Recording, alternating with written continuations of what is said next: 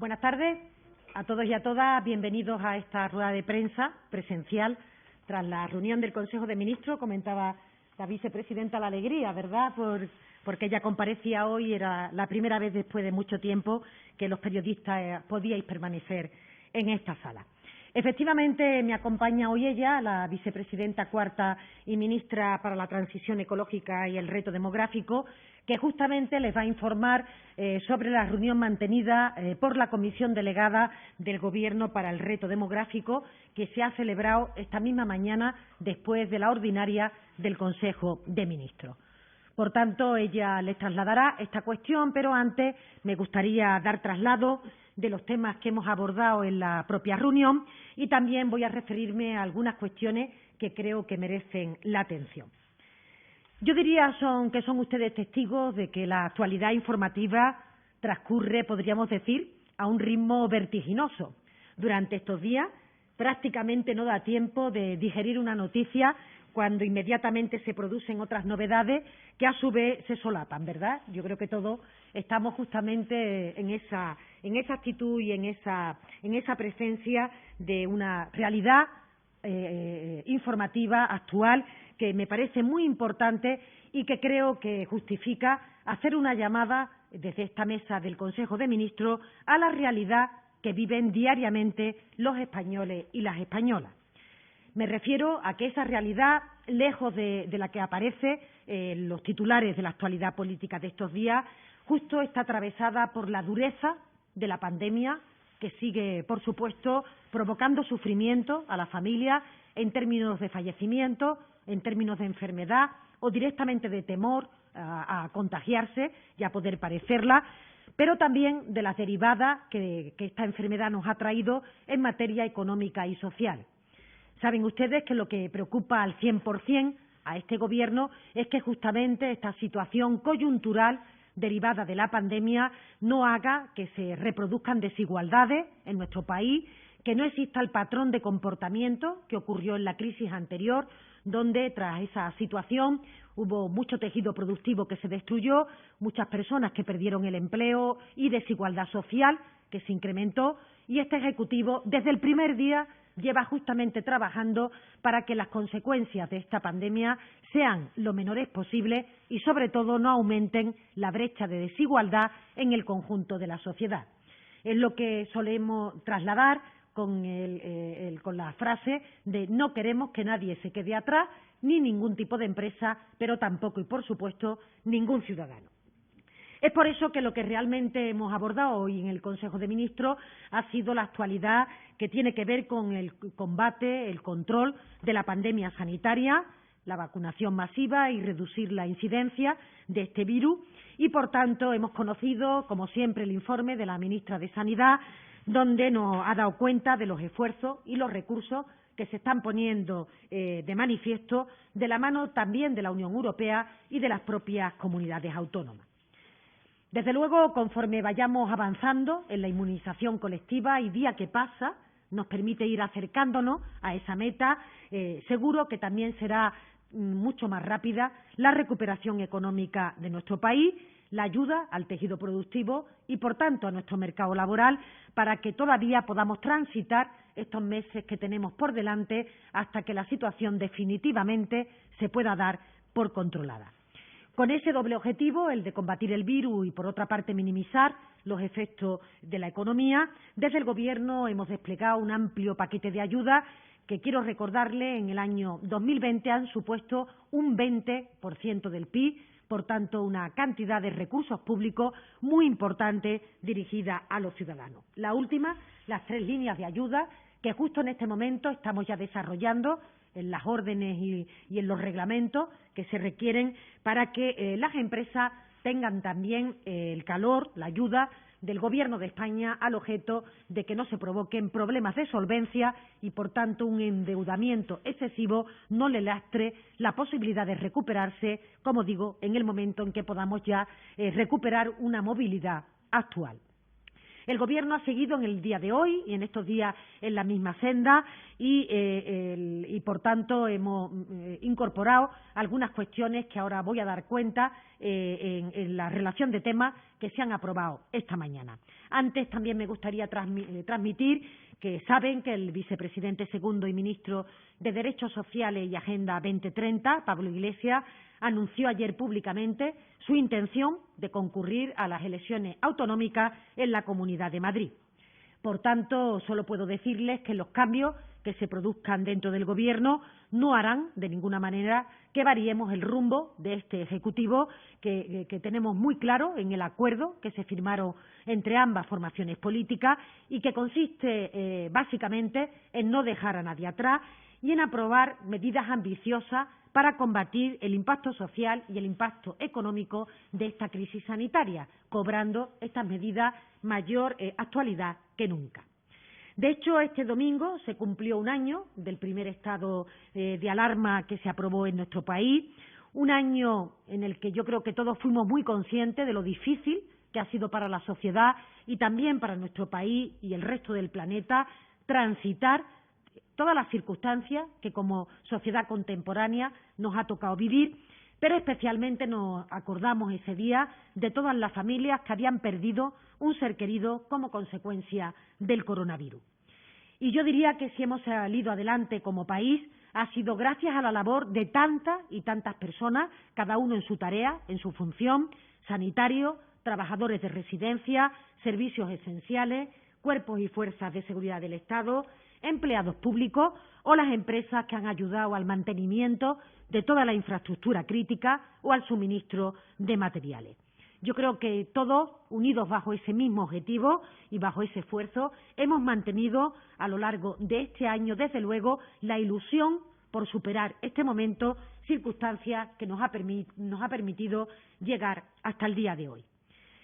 Por desgracia, esa unidad que necesitaba este país y que necesitamos el conjunto de los ciudadanos no ha sido tampoco la tónica general que hemos vivido desde los partidos políticos. Lamentablemente, hay todavía algunos que creen que la polarización y la división beneficia a determinadas formaciones políticas, aunque este Gobierno va a seguir trabajando por esa cohesión, por esa unidad y por esos valores compartidos que entre todos nos permiten hacer que España sea más grande. Por eso, al hilo de lo que está ocurriendo estos últimos días también en el conjunto de la actualidad política y en algunos gobiernos autonómicos, este Gobierno considera que es de una gravedad extrema que se amparen o que se toleren prácticas de transfugismo, es decir, de corrupción, que en nada favorecen a la calidad democrática. Y además yo diría que lo que se espera de formaciones políticas, sobre todo que han tenido competencias, que han gobernado nuestro país, es justamente, se les presupone, un compromiso real, no impostado, con los valores democráticos y, por tanto, el no atender lo que se firma en los pactos que nos vinculan en relación con el transfugismo, el incumplimiento de esos pactos. Creo que no es la mejor carta de presentación que queremos para el conjunto de la sociedad, donde todos y sobre todo los que hemos gobernado en esta materia tenemos que ser ejemplares. Entrando ya en los temas aprobados esta mañana, son 4 asuntos, de los que voy a informar en primer lugar de 2 que están íntimamente relacionados y que se han aprobado a propuesta del Ministerio del Interior y son importantes reformas de la regulación vial que tienen una trascendencia más allá incluso de esa vertiente informativa que en el día de hoy compartimos con ustedes. De hecho, por un lado, el Consejo de Ministros ha aprobado la reforma del sistema del carné de conducir por puntos, un carné que estaba en vigor desde el año 2005 y es ese que todos y todas habitualmente llevamos en nuestras carteras. Una modificación que tiene como medida más relevante llenar siempre de mejorar esta seguridad vial, la seguridad de los conductores y conductoras, el agravamiento de las sanciones que se prevén para aquellos comportamientos que generan un mayor riesgo para la conducción. ¿De qué hablamos? Pues, por ejemplo, del uso de la telefonía móvil, de los teléfonos móviles, mientras que se conduce, o el mal uso de los elementos de protección y de seguridad. En el caso de los móviles, la reforma de esta regulación distingue 2 tipos de infractores graves en los que se refiere al uso según se esté sosteniendo el dispositivo con la mano o no se haga. En caso de que se sujete el dispositivo con la mano, se sancionará con una pérdida de 6 puntos. Si se hace uso del teléfono móvil, pero sin sujetarlo con la mano, será sancionado con una pérdida de 3 puntos. Por ejemplo, en cuanto al uso incorrecto de dispositivos de seguridad, se eleva de 3 a 4 los puntos por no hacer uso, cuando es obligatorio, del cinturón de seguridad, del sistema de retención infantil, del casco y de otros elementos de protección, o de emplearlo de forma inapropiada. Quizá el ejemplo más claro es simular que se tiene el cinturón de seguridad ajustado y, sin embargo, no tenerlo. Es una reforma que, como en otras ocasiones ha explicado el ministro del Interior, se enmarca en una estrategia más amplia, ambiciosa, que se diseña por la DGT para generar un nuevo modelo de seguridad vial que se alinea con la política de la Unión Europea y que tiene como objetivo ni más ni menos que reducir en un 50% el número de personas fallecidas y heridas grave para el año 2030 y aspirar a una cifra próxima a 0 en el año 2050. Por eso, esta propuesta incluye otros aspectos, otras medidas que nos ayudan a conducirnos y avanzar en esta dirección. Por ejemplo, se unifica en todos los casos en 2 años el plazo para la recuperación del saldo inicial de los puntos, circunstancias que en la legislación anterior estaba diferenciada. Se establece la prohibición de rebasar en 20 kilómetros por hora el límite de velocidad al adelantar, o la posesión de un dispositivo de detección de radares ya será en sí mismo un motivo de infracción y de pérdida de 3 puntos. Recuerdan que hasta ahora era la utilización del dispositivo lo que suponía la sanción. Ahora se cambia por la simple posesión de este dispositivo cuando uno va conduciendo. Se promueve, de otro lado, la participación en cursos de conducción segura, que se compensará con la recuperación de 2 puntos hasta un máximo de 15 para aquellos que quieran recuperar los puntos que han perdido con motivo del mal uso del carnet. Estos son algunos de los aspectos más relevantes de esta ley sobre tráfico, circulación, vehículos a motor y seguridad vial, que se realiza a través de un proyecto de ley, el cual ya en primera vuelta se aprobó por el Consejo de Ministros el pasado día 10 de noviembre. Desde entonces ha habido distintos informes favorables de otros ministerios y, por tanto, estamos en condiciones de remitirlo a las Cortes para proseguir su trámite y, ojalá, pueda entrar en vigor en este mismo año. La segunda reforma de seguridad vial, que asociaba a la primera y que también hemos aprobado en el día de hoy, se refiere a los servicios de auxilio en carretera y con ello pretendemos regular y aumentar la seguridad de las más de 11.000 operaciones diarias de asistencia que se realizan cada día en las vías públicas de nuestro país. Parece mentira, pero son 11.000 la incidencia, las operaciones que en motivo de seguridad vial se desarrollan a lo largo de toda nuestra geografía.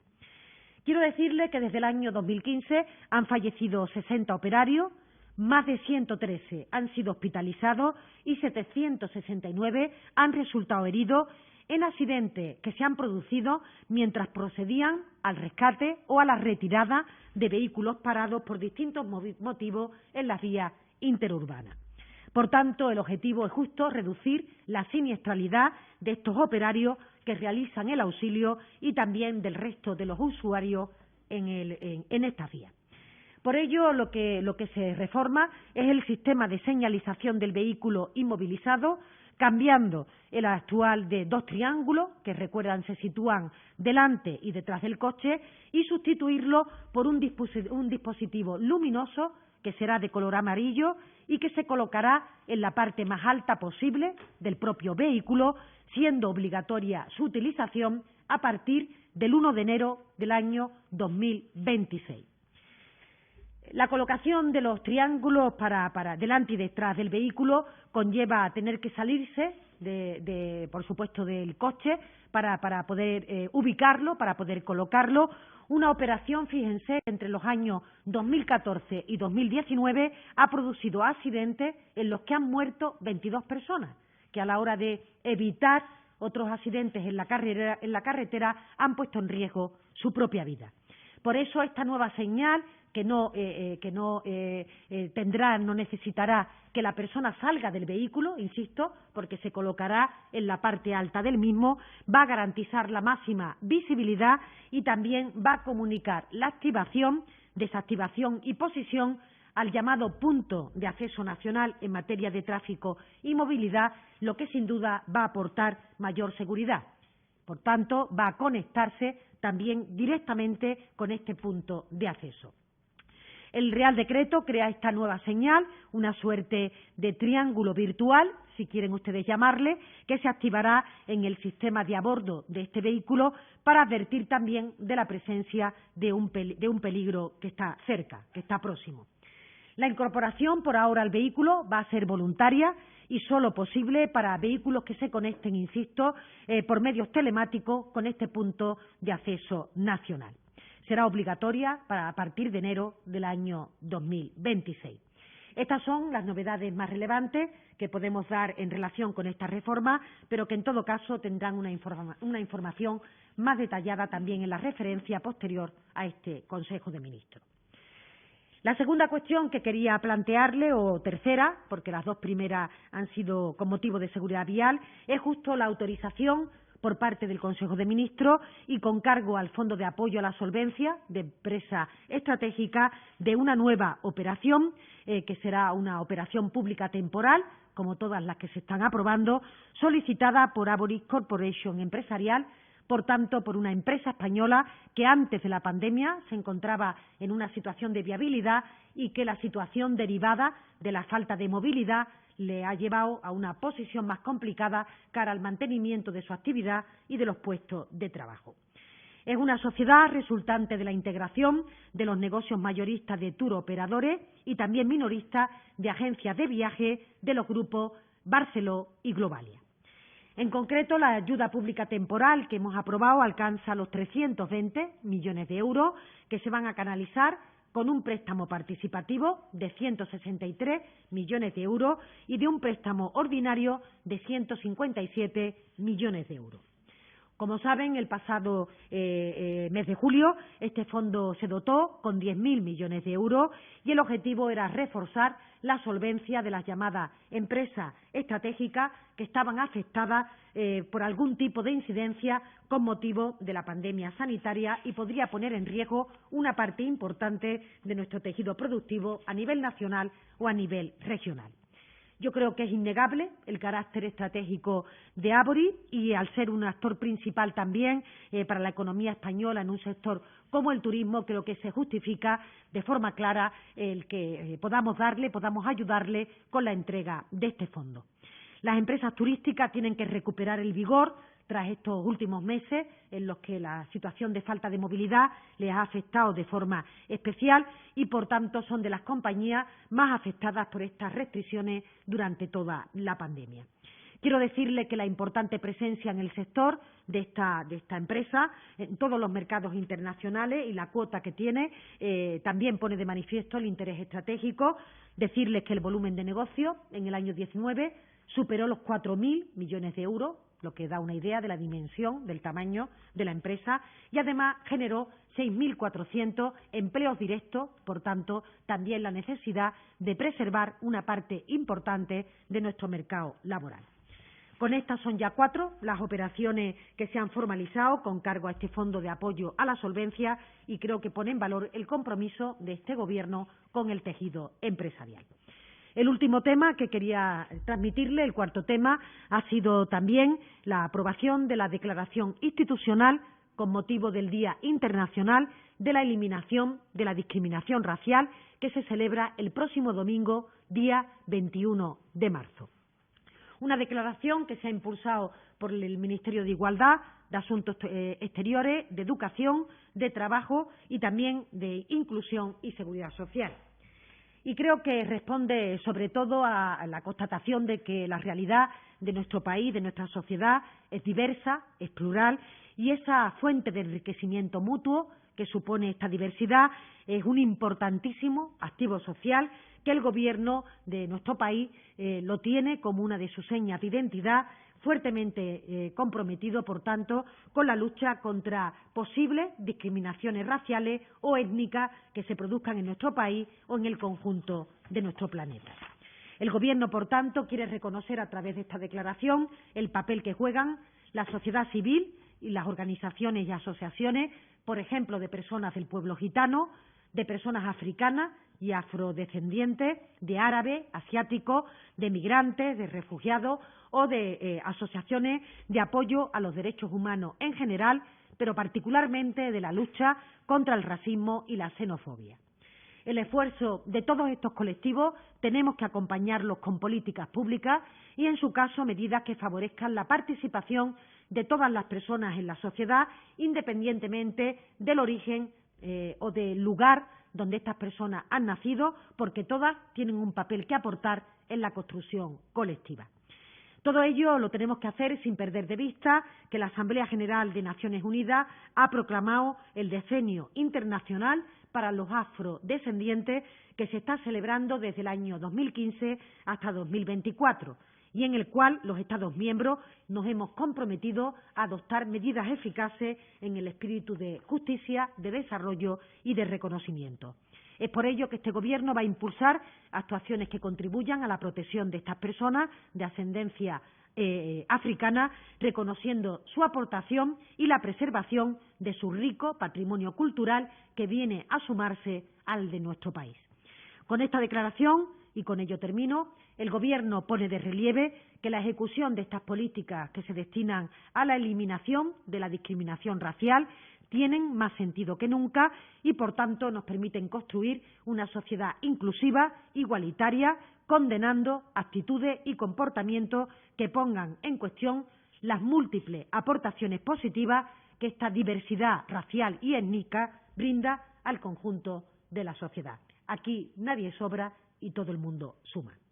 Con ello, le paso ya la palabra a la vicepresidenta cuarta y ministra para la Transición Ecológica y Reto Demográfico, tras, insisto, la reunión celebrada de la Comisión Delegada para el Reto Demográfico.